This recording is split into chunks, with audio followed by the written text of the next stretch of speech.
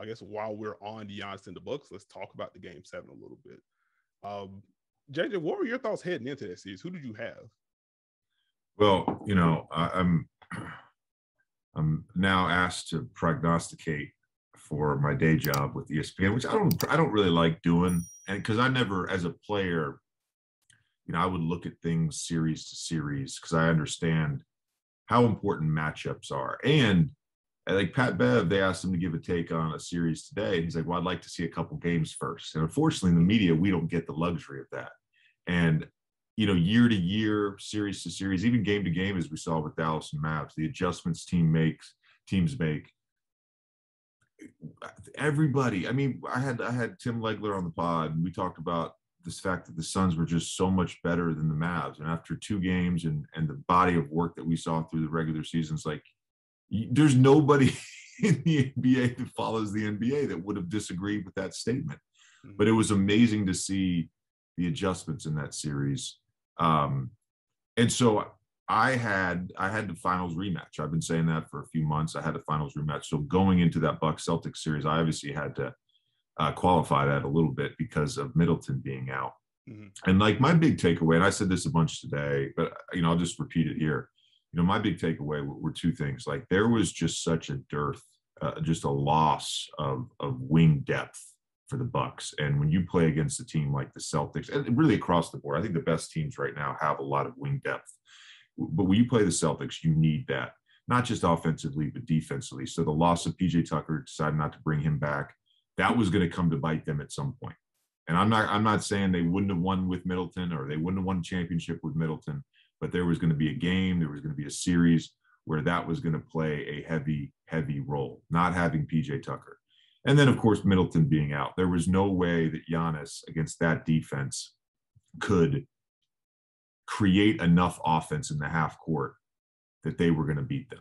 And I like, it's a credit to me. It's a credit to Giannis that they got to 7 games. I mean, he put everything into that.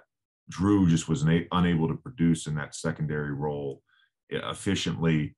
And then no one else really could have the offensive output that they needed. And so to me, the series came down to those 2 things. I would have loved to have seen, even without PJ, I just would have loved to have seen that series with Chris Middleton healthy, because you guys watched it too. I mean, that series felt more like an NBA finals or a conference finals than any series that I've watched so far, where it's like 2 teams that one has the best player in the world probably, and the other team really just doesn't have a lot of flaws. And it was just heavyweights going back and forth. But yeah, to me, it's they couldn't create in the half court. I mean, I brought this stat up, and I noticed it on Twitter too. Like they averaged 0.8 points per possession in the half court, and I mean, what percentage of that was created by Giannis? There was no secondary creator for them, and we don't appreciate, the NBA world does not appreciate what Chris Middleton did in last year's playoff run. I think they played 24 games. He averaged 24 points a game, 7 rebounds, over 5 assists. He was efficient. 3-point percentage wasn't super high, but he was efficient. And he was the closer.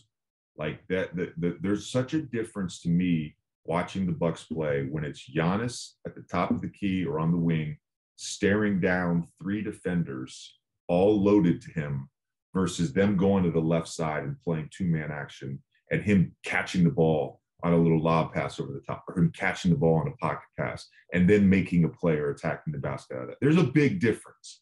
And that's where I think Chris Middleton was really missed.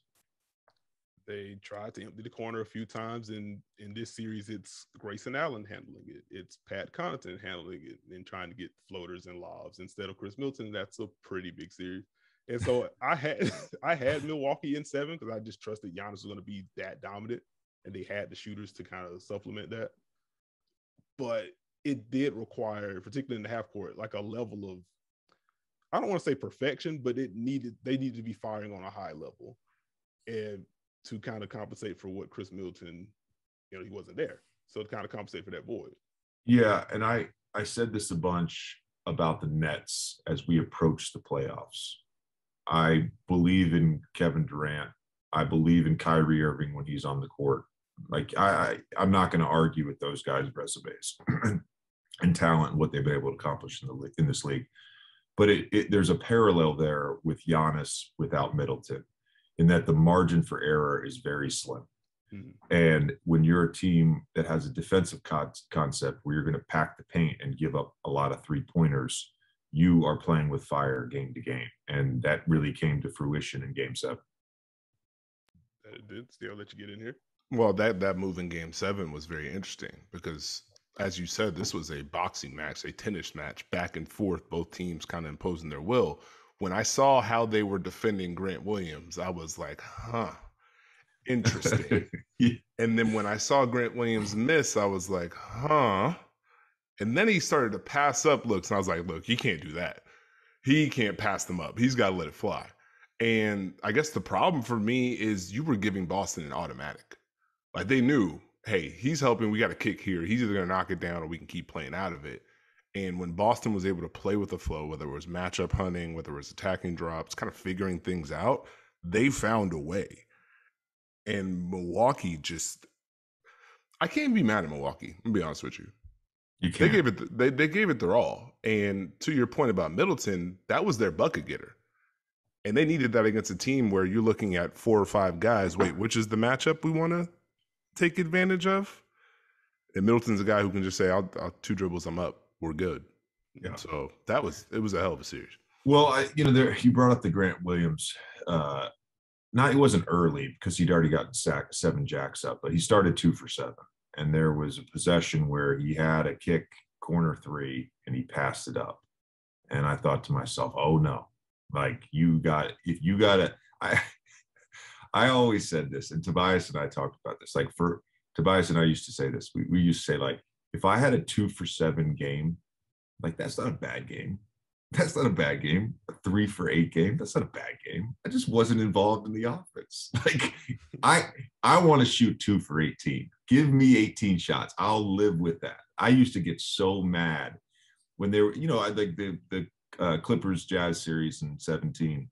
After the first game, Doc was like, this is not your series. We want you to stand in the corner. I was like, okay. And then, like, I'm getting killed because I'm taking 5 shots in a game. Like, okay, but, like, they're face guarding me Joe Ingles is face guarding me 94 feet away, and my job in this series is to stand in the corner. And I wasn't pissed at Doc because I think, whatever, they gave us a chance to win. And Chris was brilliant. Obviously, Blake got hurt that series. But I would get so mad when, like, oh, he didn't have, and I'm like, dude, I didn't get jacks up. Like, Grant Williams, and by the way, the 8th 3 was a flare screen where he's going away from the basket, has to turn, use left-right footwork, going the opposite way. And he hit it. It was fairly contested to go 3 for 8. And then from there, he just let it fly the rest of the game. But that moment, I was like, you don't fucking pass him up, Grant. Do not do this. Do not do this. And this was kind of a conversational point heading into the series, because I figured Grant Williams, along with Marcus Smart, Derek White, whenever he's on the court, those are going to be the guys that Milwaukee says, okay, we're packing the paint. We're going to help off this guy. We're going to make sure Jason Tatum doesn't get comfortable. We're going to make sure Jaylen Brown can't get comfortable. If they beat us, tip your cap. And so the bet was, even with Grant Williams' 3-point percentage during the regular season and in the playoffs, like, how comfortable is he going to be taking 6, 7, 8, 9 threes? Will he be able to keep the offense going in that way? Will he fire in rhythm? And he was able to do that in that Game 7. Once he got fired, that was pretty much it. You hope that, number one, he has the confidence. And you hope, number 2, someone or some people are in his ear constantly being like, don't fucking pass up a shot. And he's, the guy has worked his ass off. He was a 6'6" center in college. He couldn't shoot threes when he first came in the NBA. And he's shot over 41% this year in the regular season. He shot 50% in that first round against the Nets. So clearly he's capable. And I think, sometimes you do, especially if that's your role, where your role is a spot up shooter, like that's your offensive role. You need someone in your ear sometimes. It's, it's not that your confidence can waver. You just need somebody to let you know, like, hey man, it's okay to shoot every fucking time you're open. Don't pass them up. I talk about this all the time, and I talked about this a ton as a player. I used to get so mad at guys when they would pass up shots because And when I analyze it now, I think the same way. In an NBA game, and specifically in an NBA playoff game, if your offense generates a good shot and you pass that up, chances are, especially in the playoffs, you're not going to get another good shot in possession. And you not shooting, I don't care if you miss, you not shooting actually hurts the team. Mm-hmm. So fire away.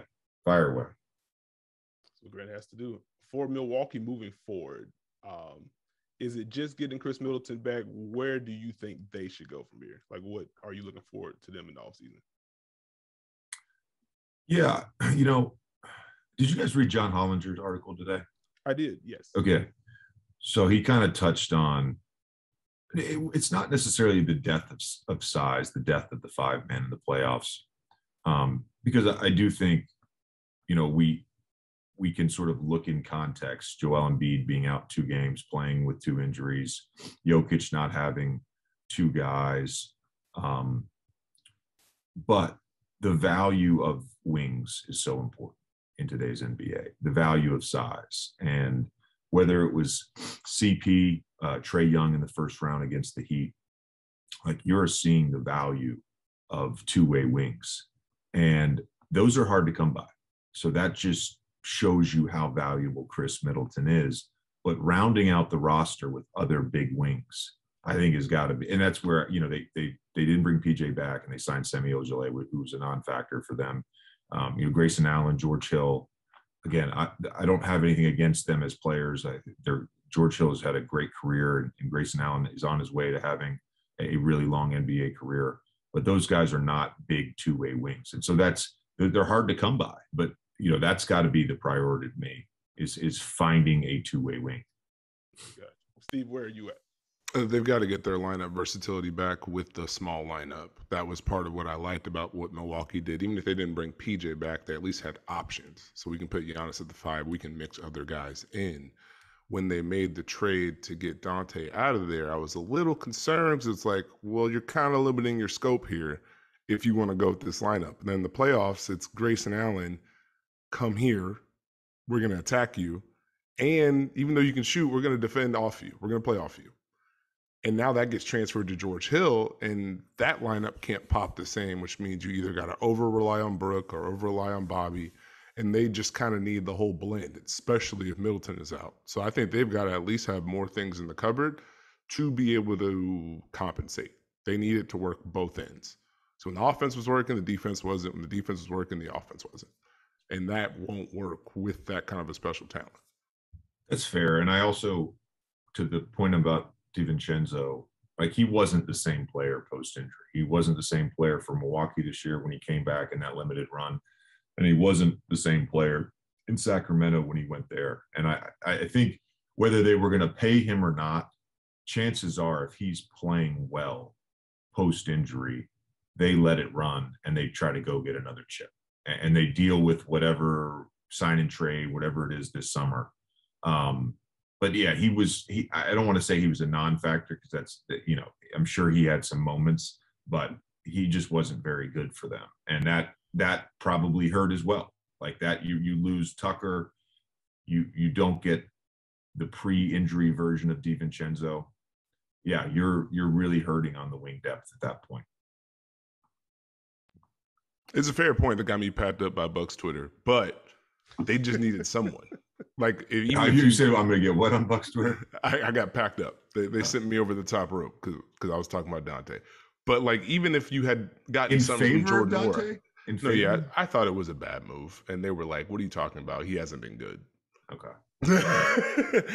But even if you got something from Jordan Nwora, you just need something else, because if you only have so many options, you're in trouble these days. You need lineup versatility. You need scheme versatility.